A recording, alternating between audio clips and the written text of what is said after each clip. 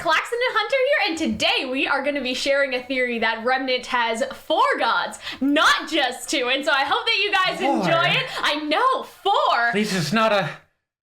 Oh god, uneven number. So as we all know, guys, everything in RWBY comes in 4s, right? We got the 4 Maidens, the 4 Academies, the 4 Relics, the 4 Kingdoms, but isn't it kind of weird that with the gods we only have 2? Doesn't that strike us as a little bit, how do you say, like, it didn't follow the trend. It broke the trend. Why the fuck did it break the trend? Why did it break the pattern? No.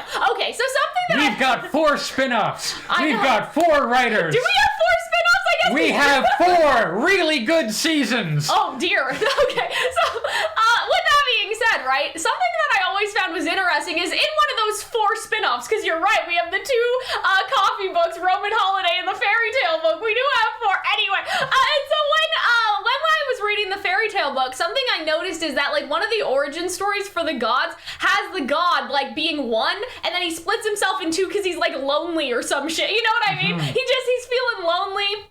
He wants some camaraderie, and so obviously this is a fairy tale. We don't know if that's like the canon true origin, but this got me thinking about the island for volume 9. It's almost been a year since we made this theory, so let's just remind ourselves. Don't remember. Remind you. So we have this theory that Team RWBY kind of fell in like a before life, afterlife situation. Like it's not just like Hades, but then it's also kind of like the Pixar movie Soul. I think Soul came out around the time volume 8 happened, which is why we were thinking about this, but it's like new souls are like made here, but then the people that die like come to be here. Like that was sort of the idea, and it basically like came from this idea that Ozma was like, send me back to the afterlife, bro. I don't want to be here.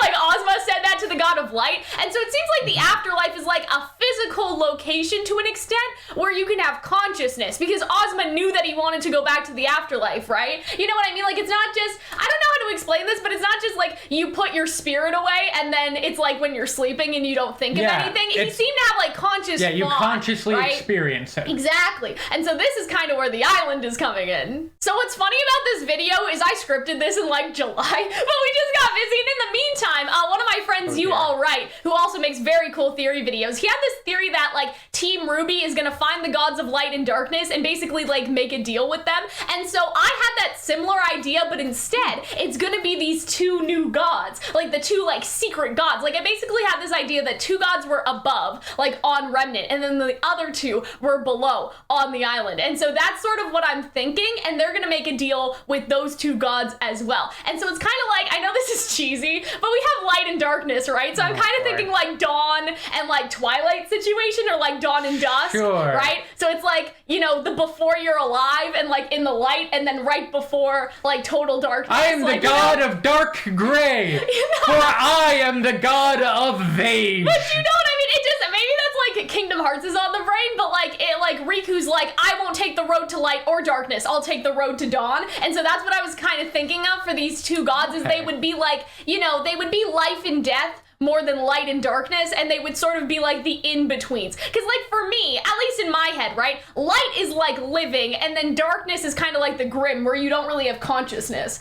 right? Sure. And so there's something in between that where you're dead but you're still conscious, and then you're like not born yet. So that's what I was thinking for these 2 gods. And I really, really, really want them to be based off of Hades and Persephone. I want them to be based off of Hades and Persephone so bad. And I was also thinking that we could gender bend them, because we already have 2 gods that are male, so we could have 2 female gods as well, and then they could be the ones that are like running the afterlife, and that could be the whole thing. So similar to what You All Right was saying, my theory for this is basically that they present like a term for like unification, you know? Like Team RWBY, like for you to be sent back to Remnant, you all have to agree. Because that was something You All Right was saying. It's like, okay, we'll send you back to Remnant, but you all need to agree to go back. It's like a representation or a metaphor for like greater humanity, you know? Like humanity needs to be united against Salem, and so for Team RWBY to be sent back, they all need to be in agreement, but there's one problem. Who's that? It's Neo, right? So Neo is like the big problem. And like the reason I think this is gonna happen is because like Persephone can't reincarnate them, because that's not allowed. And Hades can't really like kill them because they're not dead. You know, we have all this balance of life and death stuff. So they basically are like, well, I can't reincarnate them, so we can't get rid of them. And Hades is like, well, I can't take them because they're not dead. I could kill them though. And Team RWBY's like, wait a second, to make something? Like, if Ambrosius can do it, you guys are gods. Like, Ambrosius is the one that sent us here. Do you guys not have, like, the power for that, right?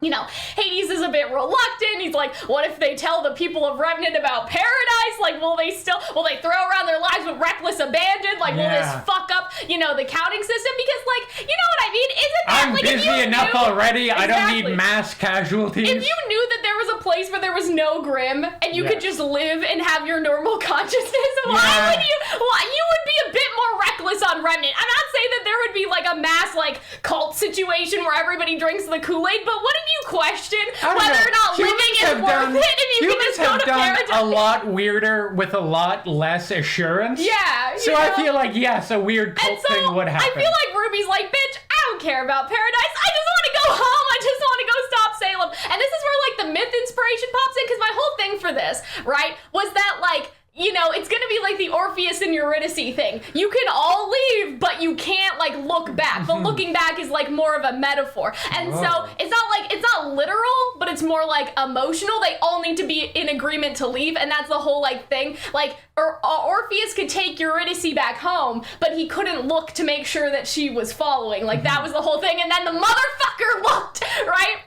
And so this would be like, you all need to agree. You can't, like, you know, you can't think that you may want to stay here, basically, or you'll all be stuck here. Like, that's the idea, is that they all need to be in agreement in order to leave. And obviously, Neo is the hard one on board. But let's talk about Jean, because even Ruby and Jean could be, like, problems in this situation. Because, like, let's say that Summer's alive. Because I feel like that Summer's alive. It feels like she's not technically dead. If she's a hound. Yeah, so she would still technically be alive, but, like, I feel like Ruby could waver because of Penny. Jean could waver because of Pyrrha. But the biggest problem is obviously Neo. Like, why would Neo go back home? You know, if Roman is there and she can keep living happily with Roman, why would she want to leave? Like, the only thing I can think of... Maybe she meets her parents? Yeah, exactly. Her parents from the Roman holiday. Oh, hello, Caramel. I know. I'll be on my way now. I know. It's like, looking away, I do not see it. But, like, the only reason I can think is, like, I didn't get to kill Ruby, so I'll go back to the overworld to, like, kill you. But, I'll like, put her here myself. Then, I feel like, though, that the conflict of this realm would be that Team Ruby is technically still alive, so I feel like Neo could still try to kill her and make her permanently dead. You know what I mean? And so I feel like that even then, like, there's this idea that Neo could go back with them only to want to kill Ruby because she didn't get to kill Ruby. But, like, imagine this. Why would Neo go home when she can make Ruby and all of her friends guaranteed to suffer by keeping them and dooming them here, right? Like, I'm sure that killing Ruby herself would be satisfying, but if she chooses not to agree and not to go back to Remnant, what would happen? Everyone would be stuck here, and she would get to see Ruby for all eternity, like, watches all of her friends get killed by Salem and arrive in the afterlife, and they could never leave. So I feel like there would be no reason for Neo to go home, because she would just be like, well, I get to watch all of you suffer right here. Why would I do that? But I think this is a sadist paradise. Exactly. I feel like that Neo, though, would have to get, like, some sort of, like, redemption arc for this to happen. That's, like, the redemption arc, you know, the thing for Neo. Neo redemption. Yeah, Neo, like, redemption light. Like, I feel like that, like, the whole thing with Neo is where I'm kind of going with this, is that at first she would want to stay with Roman, and she would be like, well, I already got what I want, bitch, I don't care. But I feel like that over time, it would be this sort of thing where, like, Neo has to learn that she has to live life for herself, not just for her revenge against Roman. And there are, like, why do you need to die now? You can go back to Remnant, live out your life, and then come back here when you're ready. Like, it's gonna be a moving forward type and she could have, like, a kind of conversation with Roman. Exactly, right? Because, like, as much as paradise is paradise, like, you're not you didn't get to live your life on Remnant. All you were focused on was your revenge. When are you gonna start living for you, Neo? And then they could all be in agreement, and then they all go home. And I do have some weird things, though. I have some little weird things. It would be funny if, like, characters like Adam found some fucking inner peace and, like, felt better and, like, were just good people now because they're in paradise. Like, he's doing and yoga? they're in heaven. Like, you know, he's just big chillin'. But I think maybe you see him without a scar. Yeah, maybe, because, like, everything is healed in paradise. It could be something like that sort of metaphor. But, like, I think it would be kind of more interesting if everyone that had a grudge against Team Ruby wanted to go, like, murder them, and then the god of death was just like, well, you know, I do not it's like a dead villain jamboree. Yeah, exactly. You got Adam, you got Ironwood, you got Talk. Talk still wants to go after a silver-eyed warrior to get revenge for, like, you know, the eyes. Imagine Watts is down there, and Watts is just like, I can't believe this. I can't believe Cinder betrayed me. Like, she's just so mad. And so, imagine if everyone could still be killed. Then, Neo could have more of a reason to kill Ruby because she can kill Ruby in front of Roman. She can be like, Roman, I'm gonna kill this bitch in the afterlife, and she'll be stuck here forever. Like, it could be like a whole thing where they're kind of up to their old shenanigans again,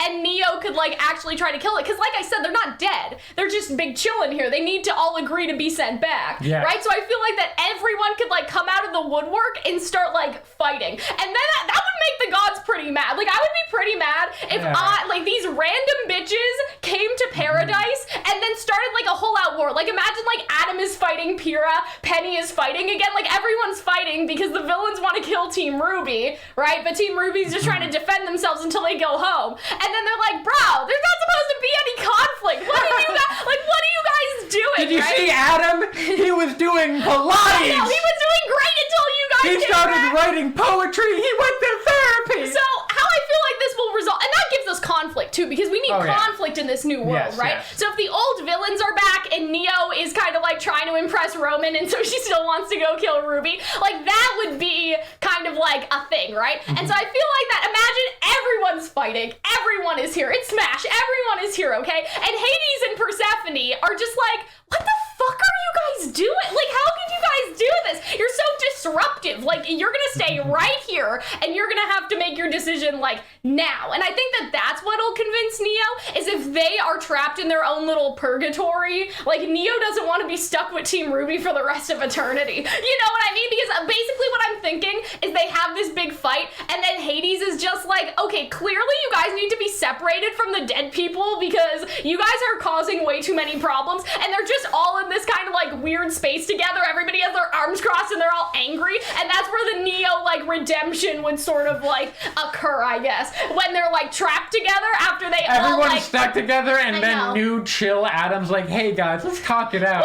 I have the talking stick. See, Adam when I have the talking stick, saying, though, I can is talk. that they would be removed from all of their dead friends at this point. They would be isolated, and so that would, like, kind of be the time where there would be conversation happening. And I feel like Jean would be pissed because he'd be like, I didn't even get to say goodbye to Pyrrha. Like, they just, like, took us out and put us here, right? And everyone would be mad. And so I feel like that this is where the convincing Neo could happen, because if the gods are like, okay, if you guys don't all decide, like, I'm just gonna have to, like, keep you all in your own little purgatory until you would have naturally died on Remnant, I feel like Neo would be like, I'm not staying with them for the rest of my life. And that could, like, you know, bring up some interesting things between all them. So what do you think about all this? Because we started with the 4 gods, but then we kind of talked about, like, this sort of deal. And I love the deal idea. I just love it so much, this idea of, like, okay, you guys can go back to Remnant to fight Salem, but you all need to agree. Because there are clearly characters that do not want to agree here, right?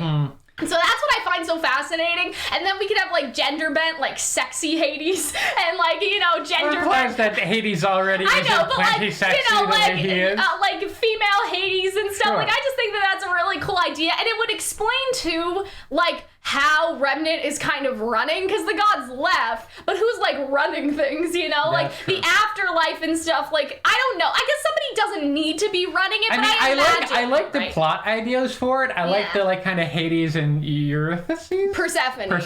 Can't remember those. And the Orpheus reference, I like all of that. I think it would be interesting conflict.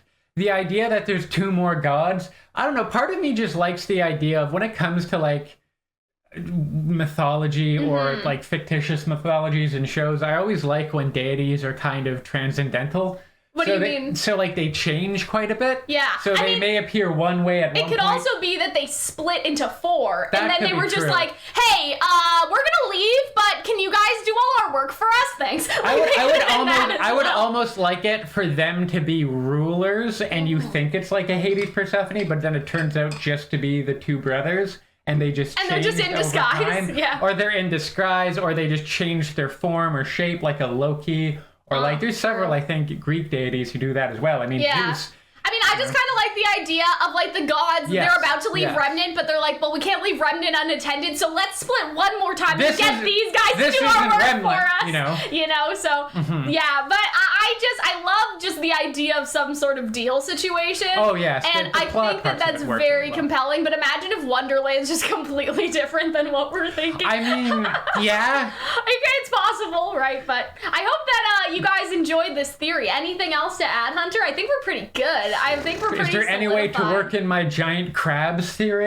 Maybe there are giant crabs on the island. Maybe Hades is a giant Instead crab. of Cerberus, it's It's a just crab, a bunch of giant three-headed crabs. crab. To get out of here, you have to fight the crabs, like that shiny one from Moana. But yeah, I think that like talking about Neo and Roman more in detail will definitely be its own video. But I think for now, it's fascinating to me, this idea of like, well, if I'm with Roman, why do I have to go live my life on Remnant? But Roman actively encouraging her to go like live her life. Why do I feel like know? you wrote a version of this and then you read the Roman holiday book and then you came back and then pushed all the Neo stuff Yeah, in? basically, that's kind of what happened, because I wrote this in July, and now it's like even more cemented, because I did have that idea from before, right, that Okay. this would be the afterlife and Roman would be here, and like, why else would Neo fall, I guess we were Neo Hive before the book, you know, but we were a Neo Hive mind even before. we were always Neo stands. Exactly, we were always Neo, and so I hope that you guys enjoyed this one. Let us know what you guys think. Thank you for attending Calxyn's Royal Court. Join the Discord if you want to talk to us. Check out the Patreon, all that fun stuff. And speaking of which, here are the patrons that supported this video. We will see you next time. Goodbye.